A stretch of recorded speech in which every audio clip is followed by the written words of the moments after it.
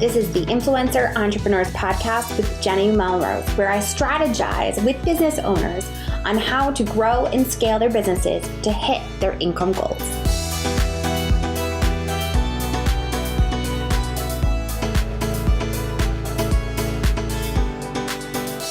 This is episode 184 of the Influencer Entrepreneurs Podcast with Jenny Melrose.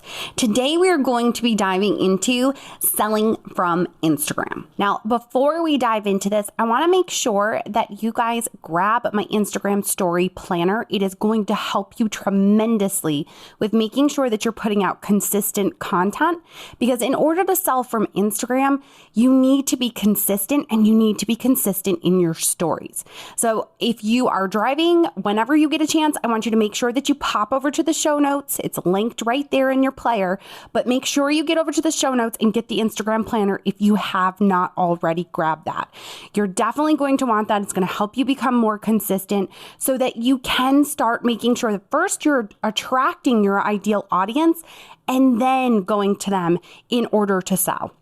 So in order to sell on Instagram, you first need to make sure that you've attracted the right audience and that the audience you're trying to attract knows what you're going to create for them. So really, this starts with knowing your audience. And if you haven't listened to that podcast episode, we will make sure that we link to that in the show notes as well. But knowing your audience and your elevator pitch is so important. So when I had the Melrose Family, which was my lifestyle site that I sold last year, my elevator pitch was that I created quick and easy recipes and projects for busy parents. It let you know what I did and who I did it for. That needs to be clear, and it needs to be clear in your Instagram profile. You're given the opportunity to have a description there up in your profile. Make sure it tells me what you do and who you do it for. Don't list your likes. Don't tell me DM for collabs. That means nothing to me as an audience user, which is who you are trying to attract and who you are trying to sell to. Now, whether you have products, services, or if you're a blogger and you're trying to actually have people come over to your site in order to get your recipe, you still need to make sure that people understand what it is that you are doing and that you are trying to attract that dream audience to you. People that are going to be using your recipes, your projects, your parenting advice, whatever it might be. So you really, truly have to be so very clear in your profile explaining what it is that you do. Now, in order to sell on Instagram, you have to know what the purpose is that you're trying to put in front of them. What is it? Is it a service? Is it a course? Is it a book? Is it a blog post that you just want to get more eyes on? And there is nothing wrong with any of those things. But as you've heard me say time and time again, I've mentioned it many times in my book, you have to put things in front of people up to 7 times in order for them to take action on it. They hear it, but they're not going to take action until they've heard it at least 7 times. So the best way that you can do this is in Instagram stories. And there's easy ways to make sure that you're consistent. Like I said, I want you to make sure that you grab that planner so that you can have ideas, so that you can remain consistent in your stories. But when it comes to moving forward and trying to sell to that audience, you have to regularly bring up the things that you are doing. So I'm going to give you a couple different examples of what I want you to start trying to do. The major thing that I want you to understand is you have to use the features in Instagram stories in order to give your audience a call to action, for them to understand how to actually engage and interact with you. The other thing that I want you to understand is that when it comes to stories, you want them to end up in your DMs, because what happens is it's 2 separate things that are going to happen here. It's going to feed the algorithm, because when Instagram sees you in their DMs, that triggers Instagram to understand, these people have an interaction. They have a relationship. I'm going to make sure that I show my content to them. So not only will your post show up in the feed more often, but your story bubbles are going to go to the front of the story bubble lines. So your purpose is to try to get them into your DMs, not to go to the silly link that y'all have in your bio. I know everybody wants to say on their post, they'll show a beautiful recipe and they'll say, oh, recipe, the link's in the bio. They'll actually put that into your description. Stop doing that. No one is going to go to the link in your bio because they saw your gorgeous photo. It is not going to stop the scroll. It may get them to like it, but they're never going to actually take the time and go to your profile. Instead, what I want you to do is if you are trying to get someone to go from your post on your feed and to click over to your website to take a look at that recipe, instead I want you to have a call to action in your description of your photo that says, in the comments, put your fave emoji if you want this recipe sent to me. Or in the comments, tell me what your favorite ingredient would be if you were to make this salad. You're trying to get them to interact with you so that you are letting them, not even letting them, you're making them raise their hand and want it. So now when someone puts their favorite emoji in after you've given that call to action, now what you're going to do is you're going to actually DM them. They have put their hand up. They have said, me, send it to me. So now it's your job to click over to their DMs and say, hey, here's that recipe that you wanted. Hit return and then send them a second DM right underneath that and put the URL there. Now, the reason why we're sending this as two separate DMs is because the first link that you would put into the first send wouldn't be a live link, but the second send is a live link. So it's important that you say, when you go to put your DM, here's the recipe, hit return so it sends it, and then drop the URL and hit send again. So now they'll have that live link to be able to go back to it when they're at home instead of just scrolling while they're out walking with the kids or they're in the middle of a lunch break, whatever it might be. Now they actually have it in their DM so that when they get home and they want to make that recipe, it's right there for them in their DMs. Now, your content, like I said, is going to continue to show up in their feed because of this, as well as your story bubbles. So this is one way you can use it for the description to get into their DMs, for the feed, for the posts within your feed. But what we also want to make sure we do is that when we're doing stories, we need to continually give them calls to action as well. And the easiest way that you possibly can do this is to use a poll. Use the poll feature. So let's say, for example, you have, you wanted to send them over to a new podcast episode that you've done. Maybe you're a mom blogger, you have different podcast episodes, and you're trying to get them to click through to it. So maybe you're going to come on and you're doing talking head video. And all I mean by talking head is you turn it on yourself and you're just talking to the camera. You've got that 15 seconds that go into a story. Before you put it to your stories, you are going to summarize what it is that you said. So you're going to use that little A that is in the top right-hand corner after you're done doing your video, and you're going to use that text feature to summarize what it is that you said. 75% of users do not listen to stories with their sound on. So if you and I happen to be one of those users, I don't want the sound on because I don't know what you all are going to say. And I don't want my kids running up to me saying, oh, mommy, what are we listening to? What are we watching? I would much rather have my sound off, be able to read what it is that you are saying, and stay on your stories. If you have a bunch of slides of you talking and you haven't summarized anything, I'm swiping past you and I'm going to the next person. So let's go back to that podcast episode that you wanted to share about parenting. You're going to talk to the camera for that 15 seconds, telling them what the episode might be about. And in that, you're going to say, if you want me to send you the link to the podcast episode, let me know below. And then you're going to add the poll feature.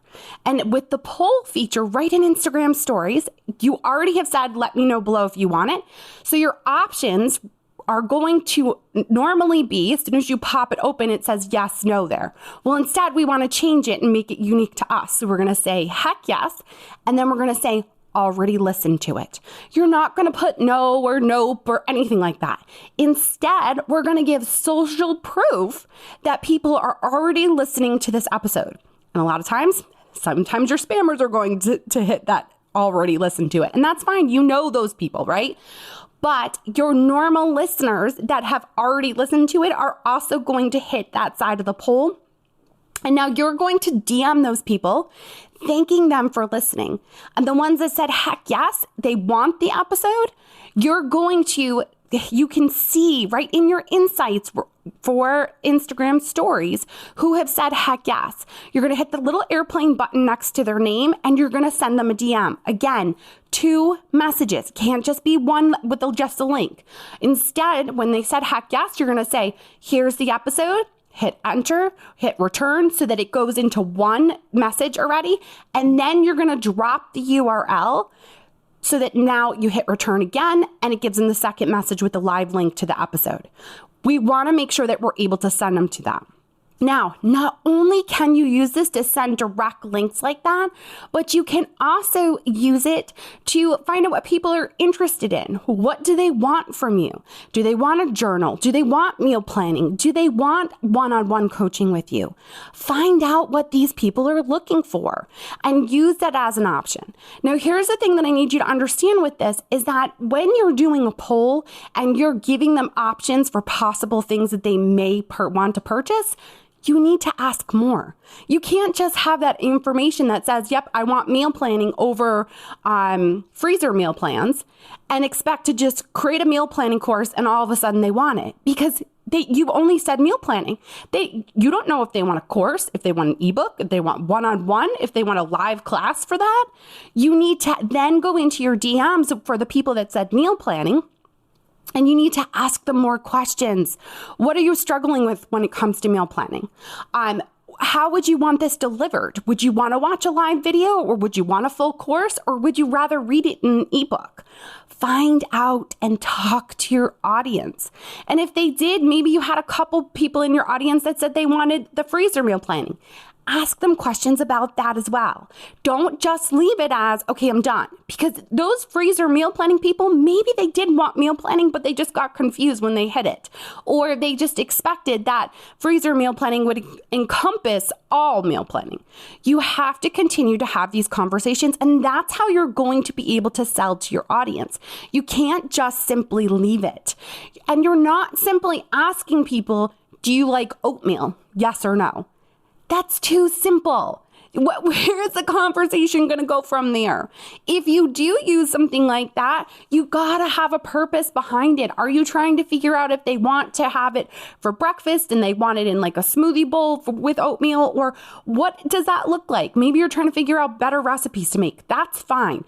But you have to continue the conversation. You never, ever want to just use a poll and then do nothing with it and say, okay, this is the evidence that I have, and I'm going to create something based on this. Have more of a conversation with your people. Find out the specifics of what they are looking for. And you want to know too how they want that content delivered. Some of your audience may want video while others may want to actually just read it as a book. And that is going to help you better understand what you're looking for. I have developed full products, full one-on-one services based on the conversations that have happened in DM. And the only way that those conversations were able to happen was because I was using stories for it. It could be something as simple as I'm trying to get more ratings and reviews for this podcast.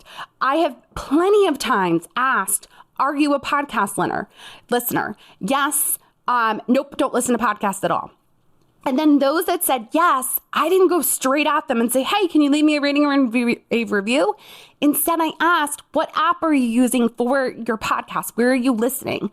And for me, I care about my ratings and reviews everywhere, of course, but I really care about that little purple podcasting app that's on your iPhone where you listen in Apple or iTunes, right? So if they came back and told me they listen in Apple, that's when I would say to them, hey, I have little bit of a large favor to ask you. Would you mind leaving me a rating and review since you listen to the podcast? And because I'm having this one-on-one conversation with them, all of them said, of course, I will go and do it. Or someone even said, sure, but how do I do that? And that's where I was able to drop them a quick video that shows them how they can actually do the rating and review. Which, by the way, if you're listening to this episode, you know that I would totally appreciate that. It means so much. And it really, truly does, you guys. It helps others find the podcast, but it also helps me be able to get the amazing guests that I have recently been able to get because my reviews are continuing to go up. So it can be something as simple as that, like just trying to get them to interact and engage with you. Just remember that when you are trying to sell something, it's really not that you're trying to sell. You're solving a problem for them. You're helping them with something. And the only way to do that is to talk to them and figure out where their issues are. Ask the questions in polls and then continue the conversation in DMs. DMs are the absolute best way that you can build a relationship with your audience. Whether you're posting on your feed with a picture and saying in the comments, leave me your favorite emoji, or if you're in stories, asking them about the type of content they want and giving them a poll to be able to answer. Continue that conversation. That is where it is going to build. That is where you're truly going to get to know your audience and be able to create the content and the products and services that they need and are willing to pay for. Because you guys, that's often part of it, right? We have to really start thinking about this. In order for our audience to buy a product, they have to put some money into it. They have to be willing to spend $10 on a workshop or be willing to spend $5 on an ebook. And we can ask them for all the things in the world, but until we know what problem they need solved, it's not going to help us.